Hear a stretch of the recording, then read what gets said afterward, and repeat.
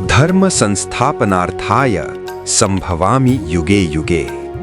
जेव्हा अधर्म वाढतो तेव्हा परमात्मा अवतार घेतो.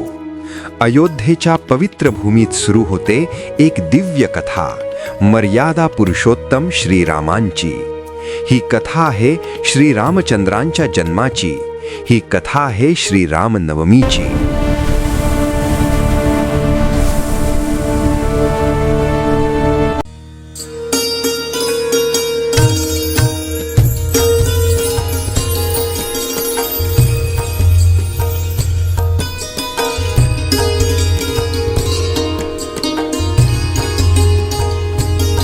मी मर्यादा पुरुषोत्तम श्रीराम धर्माचा मार्ग दाखविण्यासाठी पृथ्वीवर अवतरलो. अधर्माचा नाश आणि सत्याचा विजय हीच माझी कथा. ही आहे माझ्या जन्माची दिव्य गाथा. रामायणाची सुरुवात सुमारे 7000 वर्षापूर्वी. ही आहे अयोध्या, सुवर्णनगरी. धर्म, सत्य, वैभवाची पवित्र नगरी.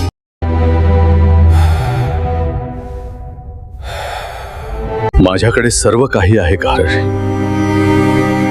परंतु माझ्या वंशाला वारस नाही. दशरथ राजा पराक्रमी होते, पण मनात एक आर्त वेदना होती, निपुत्रिक असण्याची. गुरुदेव, मला मार्ग दाखवा. राजन, पुत्र कामेष्टी यज्ञ करा. तुमची इच्छा पूर्ण होईल. महर्षी वशिष्ठांच्या आज्ञेनुसार राजा दशरथाने पुत्र कामेष्ठी यज्ञ करण्याचे ठरविले व महर्षी श्रीरंग मुनींना बोलावून घेतले. ओम अग्नये स्वाहा, ओम सोमया स्वाहा, ओम महादेवया स्वाहा. राजा दशरथ, तुमच्या भक्तीने मी प्रसन्न आहे. हा दिव्य प्रसाद आपल्या राण्यांना द्या. ही देवाची कृपा आहे. धन्यवाद प्रभू. भाग्याचा क्षण जवळ आला होता. सर्वजण अतिशय आनंदाने त्या दिवसाची वाट पाहत होते.